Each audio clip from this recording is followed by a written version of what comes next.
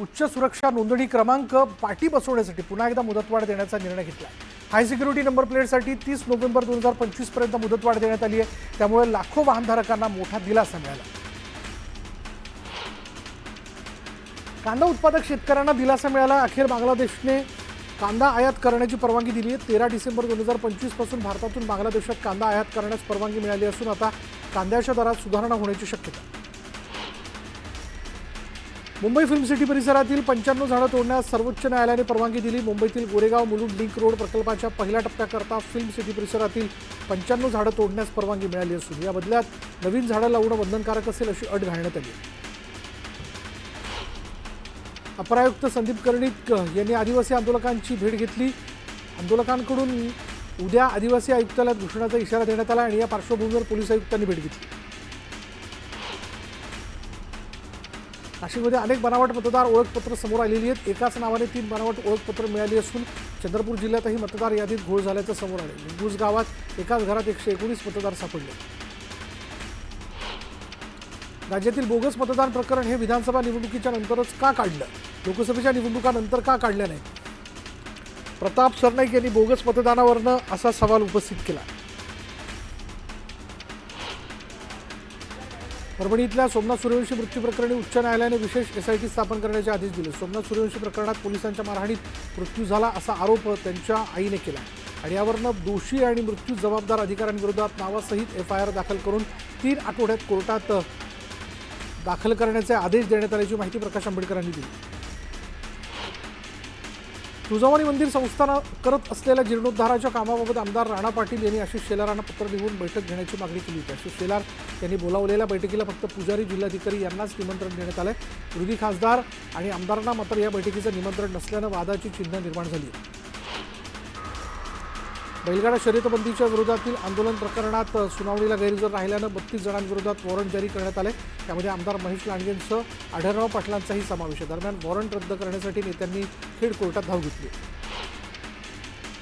पुणे विद्यापीठातल्या विद्यार्थ्यांना अखेर दिलासा मिळाला। विद्यार्थ्यांच्या या मागणीला यश आलेलं आहे। गेल्या 2 महिन्यांपासून विद्यार्थी आंदोलन करतात, ती मागणी आता मान्य झाली। सावित्रीबाई फुले पुणे विद्यापीठाने परिपत्रक काढत विद्यार्थ्यांची कॅरी ऑनची मागणी पूर्ण केली आहे। पुण्यात गणेश विसर्जन मिरवणुकीतील वाद संपेनाच पुण्यातल्या 60 गणेश मंडळांनी एक महत्त्वाचा निर्णय घेतला आहे। मानाच्या 5 गणपतीपूर्वीच सकाळी 7 वाजता लक्ष्मी रोडवर 60 मंडळ विसर्जन मिरवणुकीला सुरुवात करणार आहेत।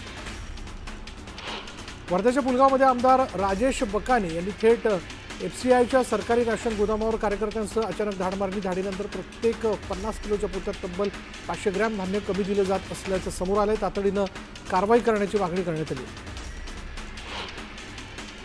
मला धुळ्याच्या पालकमंत्रीपदाची ऑफर होती असा गौप्यस्फोट मंत्री छगन भुजबळ यांनी केला। मात्र मी सांगितलं मी कुठेही जाणार नाही। नाशिकला 1991 पासून ध्वजारोहण करत आलोय आणि त्यामुळे गोंदियाला जाणंही शक्य नाही असं आपण सांगितल्याचं भुजबळांनी म्हटलं। तर दुसरीकडे मंत्री गिरीश महाजन यांनीही नाशिकच्या पालकमंत्रीपदाबाबत महत्त्वाचं विधान केलं। मंत्री संजय शिरसाटांनी उपमुख्यमंत्री अजित पवारांना टोला लगावला। कॅबिनेटमध्ये पैसे न लिहिलेला प्रस्ताव मंजूर होतो। प्रस्तावात पैसे दिसले की दादा शंका उपस्थित करतात असं अजितदादांसमोरच संजय शिरसाट म्हणाले। स्वातंत्र्य दिनाच्या पूर्वसंध्येला सिंधुदुर्ग जिल्ह्याचे पालकमंत्री नितेश राणेंनी विविध मागण्यांसाठी उपोषण करणाऱ्या नागरिकांकरता जनता दरबाराचं आयोजन केलेलं होतं आणि सिंधुदुर्ग नियोजन समिती सभागृहात पालकमंत्र्यांनी उपोषणकर्त्यांशी चर्चा केली। नागरिकांचे प्रश्न जाणून घेऊन त्यांना प्रश्न सोडवण्याचं आश्वासन दिलं तर कामात दिरंगाई झाल्यास निलंबित करण्यात येईल असा सज्जडदम नितेश राणेंनी अधिकाऱ्यांना दिला।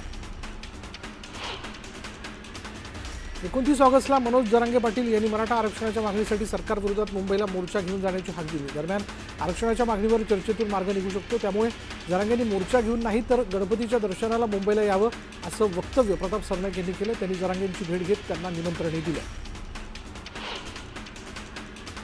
आमदार संतोष बांगरांनी भाजप जिल्हाध्यक्षांवर गंभीर आरोप केलेत। भाजप जिल्हाध्यक्ष गजानन घुगे अधिकारी आणि कर्मचाऱ्यांना धमक्या देतात, अधिकाऱ्यांना ब्लॅकमेलिंग करतात, पैशांची मागणी करतात असा गंभीर आरोप आमदार संतोष बांगरांनी केला। त्यामुळे हिंगोलीत महायुतीमधील अंतर्गत धुसफूस समोर आली। कृषी मंत्री म्हणून वाशिम जिल्ह्याला न्याय देणार कृषी मंत्री दत्तात्रय भरणेंनी हे वक्तव्य केलंय। तर शेतकऱ्यांच्या समस्या सोडवण्याची जबाबदारी माझी असल्याचं वक्तव्य त्यांनी केलं। चिपळूणमध्ये भास्कर जाधवचं स्टेटस पुन्हा चर्चेत आलं। ब्राह्मण समाजावर टीका करणारं राजू परुळेकर भाषण स्टेटसला लावलंय आणि यामुळे विविध चर्चांना जोरदार उधाण आलंय। रुग्णसेवेत शासनासोबत खासगी संस्थांचाही सहभाग असल्याचं मत उपमुख्यमंत्री अजित पवार यांनी व्यक्त केलं. रुग्णांना उपचार सुविधा देण्यात शासनासोबतच खासगी संस्थांचाही वाटा असल्याचं अजित पवार म्हणाले. अमरावतीच्या पाडीदेवी गावात पावसाने जोरदार हजेरी लावली. यामुळे रेल्वे अंडरपास मार्गात मोठ्या प्रमाणात पाणी साचले. वाहनधारकांना नाहक अडचणींचा सामना करावा लागलाय. दरम्यान तातडीनं तोडगा काढण्याची मागणी करण्यात आली. रायगड जिल्ह्यात पावसाने जोरदार हजेरी लावली. पावसाने हजेरी लावल्यानं शेती पिकांना दिलासा मिळाला. यामुळे शेतकऱ्यांनी आनंद व्यक्त केला. पुसद इसापूर रस्त्याची दुरावस्था झाल्यामुळे नागरिकांना नाहक त्रास सहन करावा लागतो. 1,80,00,000 रुपये खर्च करून मुख्यमंत्री ग्राम सडक योजनेतून हा रस्ता 5 महिन्यांपूर्वी तयार करण्यात आला होता. मात्र दुसऱ्याच पावसात हा रस्ता वाहून गेला. रायगडच्या डोळवी आणि वडखळमध्ये JSW कंपनीच्या नवीन प्रकल्पाला ग्रामस्थांनी पाठिंबा दिला. JSW कंपनीला पाठिंबा देत स्थानिकांना रोजगार देण्याची मागणी यावेळी करण्यात आली. स्थानिकांना रोजगार देऊन तरुणांच्या रोजगाराचा प्रश्न मार्गी लावण्याची मागणी करण्यात आली. डोंबिवली पश्चिम येथील स्टेशनजवळील जुनी इमारत पाडताना महापालिकेच्या स्कायवॉकचं नुकसान झालं. स्कायवॉकचे छत आणि रेलिंग तुटले तरी हा स्कायवॉक चालूच होता आणि त्यामुळे शिवसेना उभाटा पक्षाच्या पदाधिकाऱ्यांनी हा स्कायवॉक बंद पाडला. वाशिम जिल्ह्यातील 55,000 शेतकऱ्यांना 2024च्या खरीप हंगामामध्ये झालेल्या नुकसानीचा पीक विमा अजूनही मिळाला नाही आणि त्यामुळे शेतकऱ्यांकडून नाराजी व्यक्त केली जाते. शक्तीपीठ महामार्ग जमीन मोजणीवरनं धाराशिवमध्ये पुन्हा गोंधळ झाल्याचं पाहायला मिळालं. चिखली शिवारात शेतकऱ्यांनी मोजणीसाठी आलेल्या अधिकाऱ्यांना रोखलंय. परभणीमध्ये महावितरणचा गलथान कारभार समोर आला. वीज वाहक तारा तुटून पडलेल्या आहेत आणि या तारांमध्ये विद्युत प्रवाह असून तारांमधून ठिणग्या बाहेर पडत असल्यानं दुर्घटना घडण्याची शक्यता आहे. छत्रपती संभाजीनगर जिल्ह्यातील पैठणच्या वडवाळी इथल्या गोशाळेत गायींची योग्य पद्धतीने काळजी न घेतल्यामुळे गायींचा मृत्यू होत असल्याचा आरोप ग्रामस्थांनी केला. जनावरांना चारा आणि उपचार मिळत नसल्यानं जनावरांचे हाल होत असल्याचा आरोप करत गोसेवा चालकाला ग्रामस्थांनी घेराव घातला. यवतमाळच्या वणीमध्ये पुलाच्या बांधकामावरून मनसेनं आक्रमक पवित्रा घेतला. गेल्या 2 वर्षांपासून सुरू असलेल्या बांधकामामुळे नागरिकांना नाहक त्रास सहन करावा लागतोय. तातडीनं पुलाचं काम करण्याची मागणी करण्यात आली. पालघरच्या मनोर ग्रामपंचायत हद्दीतील नागरिकांना गढूळ पाण्याचा पुरवठा होत असल्याचं समोर आलं आणि यामुळे नागरिकांच्या आरोग्याला धोका निर्माण झाला. तातडीनं शुद्ध पाण्याचा पुरवठा करण्याची मागणी नागरिकांनी केली.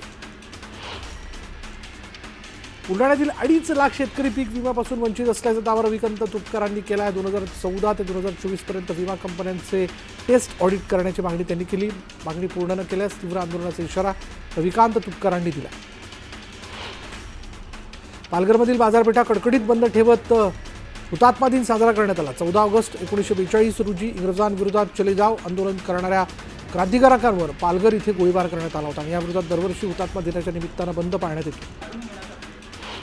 इंदापूर तालुक्यातील रेडणी गावात 2 व्यक्तींना घरकुल मंजूर झाले. मात्र अनुदान मिळाल्यानंतरही यांना नागरिकांनी घर बांधलं नाही म्हणून त्यांच्यावर कारवाई करून अनुदानाची रक्कम परत घेण्याची मागणी करण्यात आली. यासाठी ग्रामस्थांनी आंदोलन केलं. काँग्रेसने भाजपावर मतांची चोरी केल्याचा आरोप केला. मतचोरीच्या निषेधार्थ पुण्यात काँग्रेसच्या वतीने मशाल मोर्चा काढण्यात आला. उडलक चौक ते फर्ग्युसन कॉलेजच्या मुख्य गेटपर्यंत मशाल मोर्चा काढण्यात आला. रायगड जिल्ह्यातील पोलादपूरमध्ये साखर सुतारवाडी ग्रामस्थांनी गावातच सरण रचून शासनाला आत्मदहनाचा इशारा दिला. 2021च्या दरड दुर्घटनेनंतर ग्रामस्थांचं पुनर्वसन न झाल्यानं ग्रामस्थांनी आक्रमक पवित्रा घेतला.